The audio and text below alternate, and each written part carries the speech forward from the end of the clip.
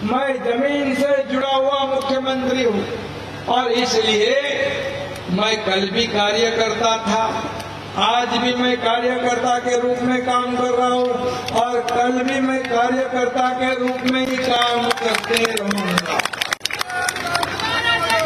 ये मुझे आदरणीय हिंदू हृदय सम्राट बाला साहेब ठाकरे जी और मेरे गुरु धर्मवीर आनंद दिघे साहब ने सिखाया। सत्ता तो प्रभु रामचंद्र के आशीर्वाद से सत्ता का परिवर्तन हो गया। महाराष्ट्र में जो लोगों के दिल में था, मन में था, वो सरकार स्थापित हो गई। और मैं कल कई लोगों की बाइट देख रहा था, संतों महंतों की, यहाँ के नागरिकों की, जहाँ मैं बारीकी से ध्यान दे रहा था, वो सब लोग कह रहे थे कि महाराष्ट्र में स्वप्न ही त्रासदायक गुडघेदुखी आपले स्वप्न साकार करण्यासाठी नम्मा होम्योपॅथी आरोग्य संजीवनी। ये एकनाथ शिंदे और देवेंद्र फडणवीस वाली सरकार, इसकी आवश्यकता थी और वैसी सरकार बनाने का काम हम लोगों ने किया। क्योंकि हमारी सरकार जो है आम लोगों की सरकार है, आम लोगों को न्याय दिलाने वाली सरकार है। हमने बाला साहेब ठाकरे जी के हिंदुत्व की भूमिका जो है, उनके विचार आगे ले जाने के लिए सरकार स्थापित की हुई है। हमें पता है कि जैसे हम जब आते तो हिंदू हृदय सम्राट बाला साहेब ठाकरे जी का नाम का नारा या अयोध्या में राम भक्त हरदम लगाते थे, क्योंकि उनका जीवन और उनका त्याग, उनका कार्य, ये हिंदुत्व के प्रति आप सब लोगों ने देखा है। और ये अयोध्या जो है, राम लल्ला का जो राम मंदिर है, ये अयोध्या हमारे लिए और तमाम हिंदुओं के लिए एक आस्था और अस्मिता का विषय है। इसमें राम लल्ला और अयोध्या हमारे लिए राजनैतिक मुद्दा नहीं है, हमारे लिए ये श्रद्धा और भावना का विषय है।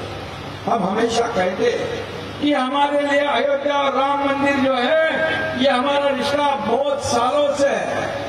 जब कई साल पहले ये राम मंदिर का मुद्दा निकला, तभी बाला साहब ठाकरे जी ने कहा था, जब हिंदुत्व का नाम लेने के लिए लोग डरते थे, तो बाला साहब ठाकरे जी ने कहा, नारा दिया था, गर्व से कहो हम हिंदू हैं। और उनका उद्देश्य, भूमिका एकदम आपको पता है कि स्पष्टता उनमें थी। और तब सब लोग जानते थे कि सब लोगों का ये सपना था कि अयोध्या में राम मंदिर बने, भव्य दिव्य राम मंदिर बने, जैसे हिंदू हृदय सम्राट बाला साहेब ठाकरे जी का सपना था, वैसे ही तमाम लाखों करोड़ों राम भक्तों का सपना था। 500 साल हमें इंतजार करना पड़ा। सब लोगों को लग रहा था कि राम मंदिर बनेगा या नहीं बनेगा, लेकिन जैसे ही आज हमने राम लल्ला का दर्शन हुआ, आरती के बाद राम लल्ला के मंदिर निर्माण की तरफ हम लोग गए। इतनी तेजी से राम मंदिर निर्माण का काम शुरू है, देखने के बाद एक खुशी का माहौल, खुशी, समाधान, आनंद, गौरव, अभिमान हर एक के दिल में जागृत हुआ। क्योंकि जो सभी को लगता था सपना, लेकिन इस देश के आदरणीय प्रधानमंत्री नरेंद्र मोदी जी के नेतृत्व में इस राम मंदिर का निर्माण शुरू हो गया। और देखते देखते इतना ऊंचा हो गया कि अगले जनवरी 24 में राम लल्ला की मूर्ति की स्थापना होगी। लाखों करोड़ों जो हमारे राम भक्त हैं उनका जीवन सार्थक होगा, उनका सपना साकार होगा।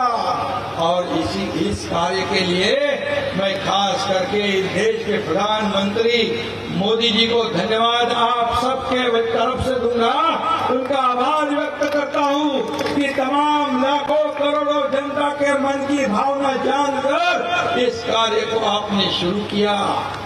और उसी के साथ मैं इस राज्य के लोकप्रिय मुख्यमंत्री योगी आदित्यनाथ जी को भी मैं धन्यवाद देता हूँ, उनका भी मैं अभिनंदन करता हूँ।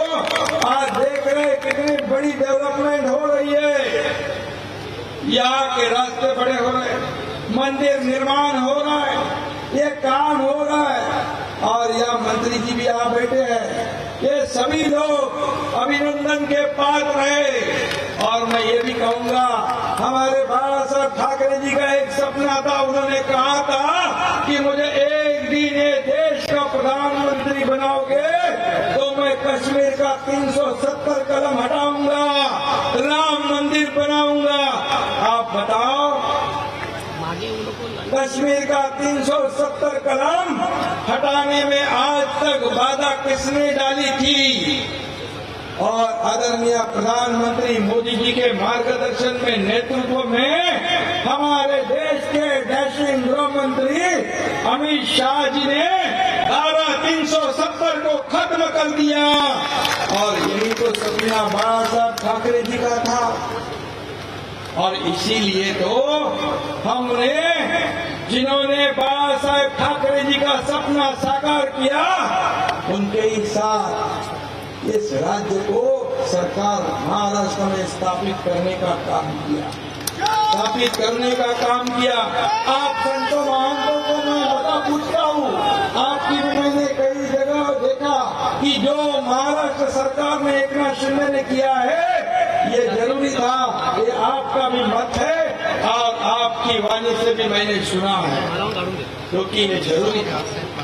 महाराष्ट्र में अराजक फैला हुआ था, आप जानते हो, पालघर में 4 साधुओं की हत्याकांड हुई, तब सरकार चुपचाप देखते रही। कई अत्याचार हो गए, दाऊद ने जो बमस्फोट किए उसके साथ जिसका रिश्ता जुड़ गया, उसके भी कुछ कर नहीं पाए। ऐसे कई पत्रकार मित्र हैं, कोई भी अन्याय से छूटा नहीं।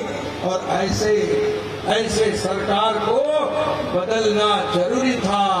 जो आम लोगों ने जो सरकार बनाने के लिए जब सभी ने समर्थन दिया था, और वो सरकार 2019 में गलत लोगों ने जिन्होंने राम मंदिर को विरोध किया, बाबा साहब ठाकरे जी ने जिनको दूर रखा था, जिन्होंने हमेशा राम मंदिर और हिंदुत्व का विरोध किया, उनके साथ सरकार जिन्होंने बनाया, क्या बदलना जरूरी था ना? बदलना जरूरी था। यही तो हम लोगों ने किया है। और हम लोगों ने जो किया, इसीलिए तो सही काम किया, इसीलिए आप लोग इतने बड़ी संख्या में आए हैं। और खुद नृत्य गोपाल दास महाराज जी भी आए हैं, क्योंकि हम लोगों ने जो कार्य किया है, यह महाराष्ट्र की जनता के हित के लिए किया है, महाराष्ट्र की जनता को सुजलाम सुफलाम करने के लिए किया है, और इसका हमें गर्व है। और निश्चित रूप से मैं इतना ही कहूंगा कि जो यह अयोध्या, और आप जानते हो कि जब हमारे आजादी मिलने के बाद हिंदुत्व का नाम लेने के लिए भी लोग डरा करते थे, कुछ लोग गुमराह करते थे, गलत फहमी फैलाते थे कि ये हिंदुत्व जो है अन्य धर्मों के खिलाफ है। हमारा हिंदू धर्म जो है ये एक जीवन प्रणाली है, हम सभी को साथ लेकर आगे जाने वाले लोग हैं। हमारे धर्म के वजह से अन्य धर्मियों का अपमान या अनादर हम कभी करते नहीं, लेकिन उनको डर था, अगर हिंदुत्व जागृत हो गया, हर एक के घर घर में मन में गया, तो हमारा सब कारोबार ठप हो जाएगा, बंद हो जाएगा। ये डर के मारे गलत फहमियां फैलाने वाले लोगों को 2014 में हिंदुत्व के विचार वाली सरकार आदरणीय मोदी जी के नेतृत्व में इस देश में स्थापित हो गई और तभी से लेके हिंदू धर्म का जागरण शुरू हो गया, मान सम्मान बढ़ गया। और उसी के लिए मुझे याद है, मैंने पढ़ा था और सुना था कि जब आदरणीय मोदी जी यहाँ 92 में आए थे, 1992 आने के बाद उन्होंने कहा था कि जब तक राम मंदिर का काम शुरू नहीं करूंगा तब तक यहाँ नहीं आऊंगा। 30 साल के बाद आदरणीय प्रधानमंत्री मोदी जी के हाथों से इसका शुभारंभ हो गया। ये बहुत बड़ी बात है और इसलिए मैं इतना ही कहूंगा कि अभी महाराष्ट्र और उत्तर प्रदेश इसका एक अनोखा रिश्ता जुड़ गया है, हमारे भाईचारे का रिश्ता जुड़ गया है। आपके कई लोग मुंबई महाराष्ट्र में रहते हैं, उनकी हिफाजत करना, उनकी रक्षा करना ये हमारा काम है और हमारे भी लोग आपके यहाँ आते हैं। हम एक दूसरे को सहयोग करने का काम करते करते आगे बढ़ेंगे। आज मैं देख रहा हूँ उत्तर प्रदेश भी महाराष्ट्र जैसा विकास की ओर जा रहा है और ये अच्छी बात है। और कोई भी कहा जाता है कि दूसरे शहरों में क्यों जाता है, रोजी रोटी कमाने के लिए जाते हैं। और हर जगह जैसे उत्तर प्रदेश में यहाँ प्राथमिकता यहाँ के स्थानिक लोगों को मिलती है, इसका मतलब बाकी लोगों को प्रताड़ित किया जाता है क्या? बिल्कुल नहीं। वैसे ही महाराष्ट्र में भी आप सभी लोग साथ में आगे बढ़ेंगे। निश्चित रूप से हम सब एक इस देश के सब निवासी है और प्रभु रामचंद्र के सभी राम भक्त है और इसलिए ये राम लला का जो अयोध्या है, ये अयोध्या हमारे लिए बिल्कुल राजनीतिक मुद्दा नहीं था, नहीं होगा। ये हमारे लिए श्रद्धा भावना का विषय है और इसीलिए हम यहाँ से जाएंगे। आप मैथिली चरण जी, आपने हमें धनुष्यमान दिया। आज ये धनुष्यमान इस रामलला के अयोध्या से हम महाराष्ट्र में ले जाएंगे और महाराष्ट्र में हर घर में विकास की गंगा ले जाएंगे, विकास की गंगा ले जाएंगे। क्योंकि ये धर्म और कर्म जो है, ये कितने भी हम राजनीतिक मुख्यमंत्री हो या मंत्री हो, लेकिन आपका जो स्थान है संत और महंतों का हमारे से ऊंचा है। आपके आशीर्वाद से हमें ऊर्जा मिलती है, प्रेरणा मिलती है। आज रामलला के आशीर्वाद से जो ऊर्जा और प्रेरणा हमें प्राप्त हुई है, ये लेकर हम महाराष्ट्र में जाएंगे और महाराष्ट्र की जनता की सेवा पूरे समर्पित भाव से हम करेंगे। इतना ही मैं इस वक्त कहता हूँ और इस देश की जो हमारे देश की जनता पूरे विश्व में आदरणीय मोदी जी के माध्यम से हम आगे बढ़ रहे हैं। इसलिए मैं उनको भी धन्यवाद दूंगा, उनका भी आभार मानता हूँ और इतना ही मैं कहूँगा, जब अयोध्या में जब भी होगा शंखनाद आपके साथ हमेशा रहेगा एक नाम।